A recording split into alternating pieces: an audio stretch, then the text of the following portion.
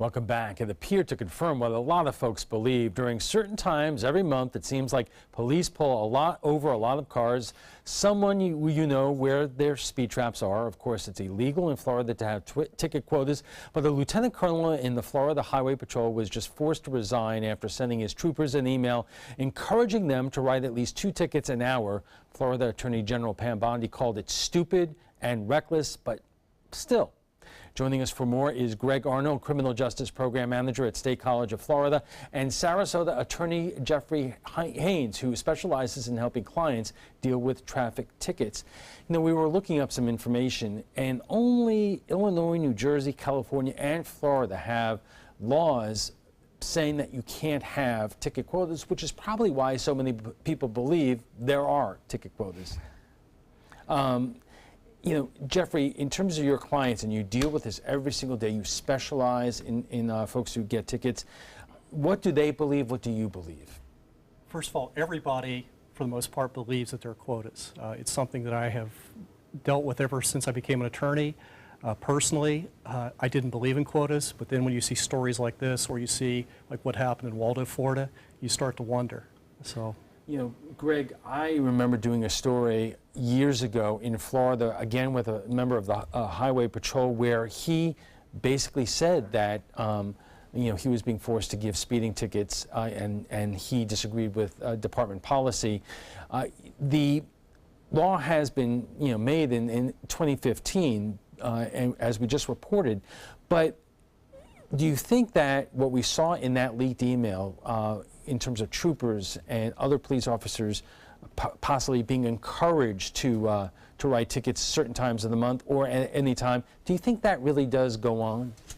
Well, I can't speak at the state level. I understand in municipalities, I spoke of before, the smaller ones, very often the city budget is based upon a lot of it by tickets. We know in Waldo 60% or so came from that.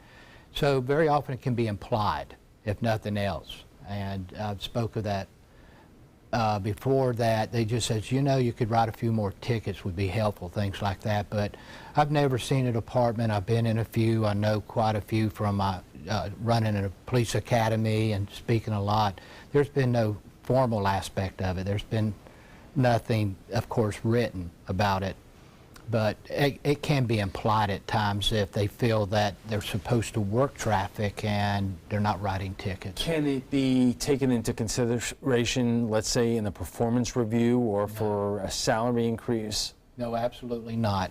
It just may be they see that officers are writing X number of tickets per week or per month, and someone hasn't been writing any, and they're wondering, says, well, you know, you've been on patrol, running radar, you know, it could, you know, why aren't you writing a few more tickets? But there's none of the end of the month situation. It's more of a general statement. It can be, but your larger departments really don't encourage it anyway. Again, I'm speaking, there's a lot more smaller cities in Florida than big ones, and that can be implied. All right, we are just getting warmed up with our conversation. We'll have much more on ticket quotas right after we check First Alert Weather. Stay with us.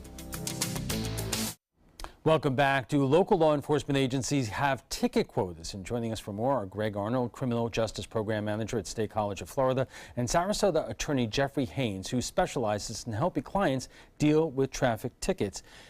As you said earlier, Jeffrey, a lot of your clients come in believing that they are the victims of a quota system. They do. So do you, or what if you did, go into a court of law and try to say to a judge, this is what happened? I can honestly tell you, in the number of years I've been doing this, which is 21 here in the area, never used it as a defense. I've been in traffic court a lot where people represent themselves. I see a lot of people raise that as a defense. Honestly, I don't think I've ever seen it work. You see people in court all the time saying, why did he single me out? There were 3 people speeding. Why did he pick on me? You must be at the end of the month. You have a quota. It simply doesn't work. Personally, it's not a defense that I would raise, because knowing the officers, knowing the judges here, I just don't believe it would work. All right, so what would the judge say back to a defendant in a situation like that? The judge is going to base the ruling based upon the evidence. If the officer's credible and the person really doesn't have a viable defense, it just isn't going to mean anything. So raising quota as a defense, to be honest with you, is, in my opinion, kind of a waste of time. Greg, you know, there are probably a fair share of people watching this right now who say that's part of the conspiracy here. Everybody knows that it happens, but it won't acknowledge it. No, I really do not believe, especially locally in this area, there's no quotas.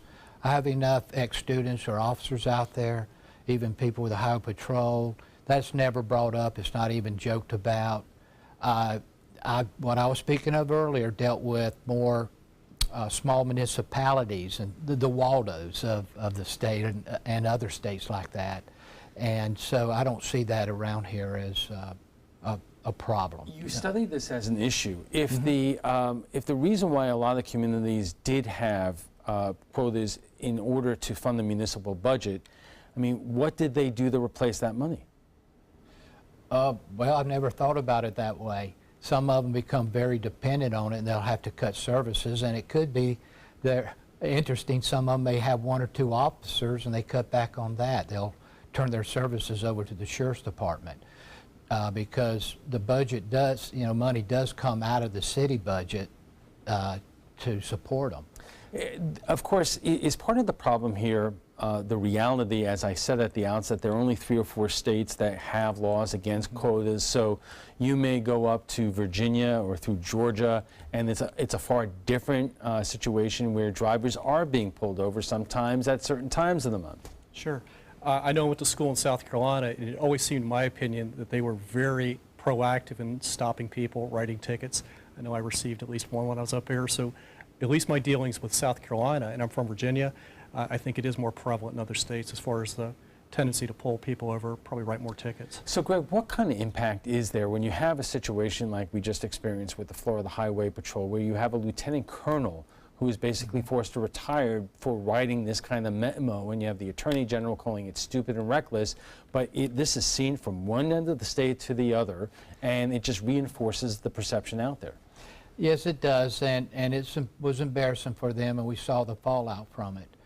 And I really do believe the officers just do not believe in a quota system. They're not, just not going to do it. I did say sometimes in smaller departments it can be implied why you don't write as many tickets as another officer in those kind of cases. But locally, the local departments around here, they're going to do traffic enforcement, but they base it upon studies of where there's high accident rates, complaints by other citizens, school zones. They're focusing more on that.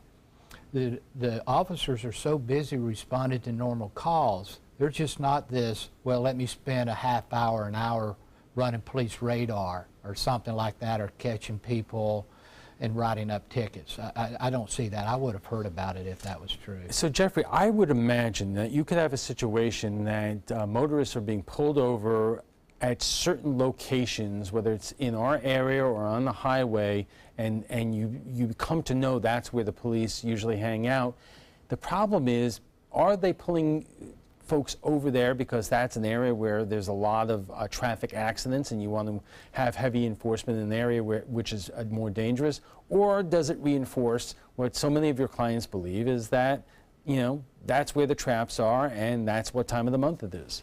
Well, we all know that there are certain areas where the police are more likely to pull you over than others. And I think that that's just strategically, a lot of times based upon the area, knowing that somebody's going to come through the area, they know what the speed limit is. And plus, obviously, some areas have more of a tendency for people to speed than others. I know there's a lot of tickets on interstate in certain areas. We see those over and over again. A lot of tickets here locally. It's all based upon what I believe the police believe to be a good area to catch people. So I don't think it's necessarily quota-based. It's just, from their own experience, it's a good place for them to set up these operations. Greg, have you dealt with officers over the years who do believe that or they chafe against what they believe is the implied suggestion to write more tickets? No, we never really talked at it that way. It was more of, that's just not something they will do. I've never had someone, come to me and says, well, I'm really disappointed working in this department because they keep pushing me for these. That has never been brought up really in a conversation. Just a general comment that, no, there's no quota. They say, I'm so busy, I don't really have time to sit out there and try to write up You're more traffic expert tickets. on local law enforcement departments, but is there a huge difference because of what the mission is of a local police department and, let's say, the Florida Highway Patrol? Well, sure, because they're Florida Highway Patrol, they're traffic enforcement. That's the end of their jurisdiction, the legal jurisdiction. And they're not answering calls to burglaries or anything, like that, or domestics, where your local departments, the students say, my ex-students, and I try to keep up with them and others I talk to, is they have calls stacked up. They're just going from one call to the other. That's why they develop like traffic units, so they can concentrate on hot spots, places that seem troublesome for speeding or careless driving and things of that nature. So you don't really see that a lot of them have the opportunity, if they wanted to be writing tickets. Jeffrey, finally, we only have about 30 seconds left, but after this whole thing came out, did you see any difference in the number of cases coming your way? I can't say that I have. It seems like the number that I receive is kind of steady throughout. I haven't seen really a spike or any type of change based upon the recent events. All right, we have to take a quick break, but we'll be back with final thoughts right when we return. Our guests join us right now for final thoughts. So Jeffrey, after seeing the story and all the folks out there who are absolutely convinced that the ticket that they got that they bring to you is because of a quota system, you say what? Nothing that I say is going to change the minds of a lot of people that believe that there are quotas. Something like this happening just reinforces what a lot of people already believe, which is that there's a quota system out there. Personally, I would love to say that I've seen evidence of it here in Sarasota or Manatee County. I simply haven't. For those people that would like to go to court and argue that as a defense, I wish it would be successful. The reality from my own experience is it will not be. Greg, the one thing I did notice after this story came out was, and I travel I-75 every single day, and it seemed every few weeks there would be a lot of FHP officers pulling over a lot of cars. I don't see that anymore, which leads me to believe that those troopers have been told something. There could have been, play nice, just kind of maybe chill out a little bit using that. I don't think there's any, I think things going on may be coincidental or anything, but who knows that they said, let's just take it easy for a little bit here. Who knows if that's implied, but I think things are about the norm, and a lot of it's coincidental. It just depends how busy they are working accidents and everything else, And let us all, they have a tough job out there. Yes, they do.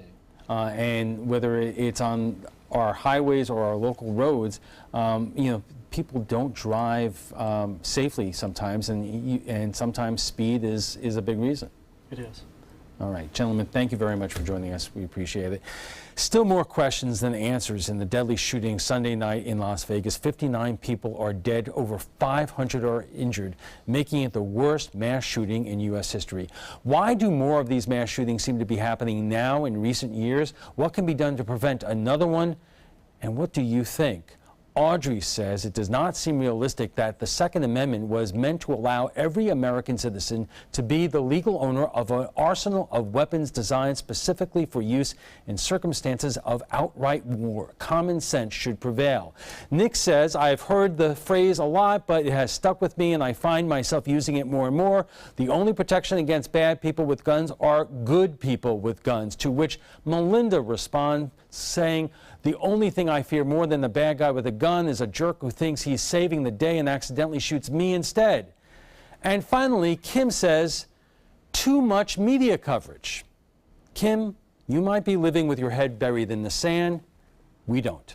If you'd like to join the conversation about tonight's topic, just visit our Facebook page at facebook.com/mysuncoast.com/ABC7. And FYI, you can watch past discussions on demand. They're available on Amazon TV, Amazon Fire, and Roku. We want to thank our guests for being here tonight. Greg Arnold is with the Criminal Justice Program Manager at State College of Florida, and Sarasota Attorney Jeffrey Haynes, who specializes in helping clients deal with traffic tickets.